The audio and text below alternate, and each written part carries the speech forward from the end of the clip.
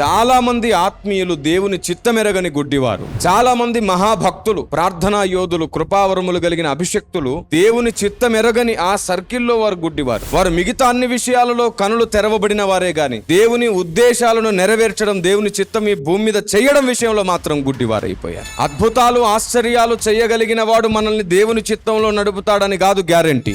దేవుని ఉద్దేశాలను, దేవుని వాక్యాన్ని సరిగా విభజించేవాడు మాత్రమే మనల్ని దేవుని ఉద్దేశాలు నడపగలుగుతాడు, దేవుని చిత్తంలో నడపగలుగుతాడు. కాకపోతే ఈనాటి సమాజానికి అలవాటు ఏమిటంటే అద్భుతాలు చూస్తే చాలు మనం వెంబడిస్తాం. అక్కడ ఒక అద్భుతం ఒక అతడు చేస్తున్నాడంటే అతడు ఏం చెప్పినా కరెక్ట్ అనే భ్రమలో ఉన్నాం మనం. లేదు, అదే భ్రమ చివరి దినాల్లో లోకమంతటిని ఈడ్చుకొని పోబోతుంది. ఒకానొక రోజు రాబోతుంది, అంత్య అబద్ధ క్రీస్తు, సాతాను, వాడి అబద్ధ ప్రవక్త కలిసి ఈ ప్రపంచ మానవాళి మొత్తాన్ని మోసనం చేయబోతుంది.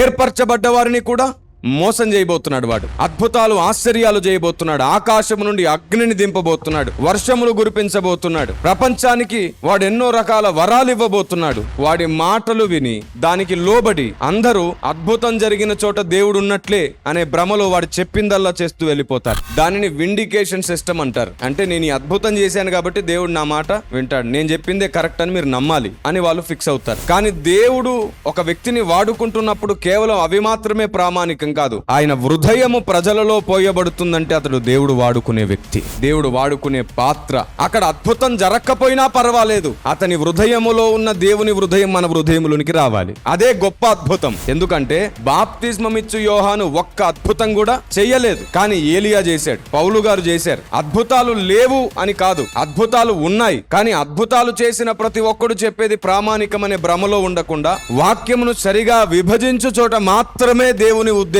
ఉంటాయి. ఆమేన్. వాక్యమును సరిగా విభజించడమే కాదు, సరిగా జతపరచడం రావాలి, సరిగా వడ్డించడం రావాలి. తిరిగి వస్తున్నటువంటి ప్రతి ప్రశ్నకు సరి అయిన సమాధానం పొందాలి. అలాగూ దేవుడిచ్చిన ప్రతి విషయం మనకు ఒక స్టాండర్డ్ ఇస్తుంది, మనకు పునాది సామర్థ్యతనిస్తుంది.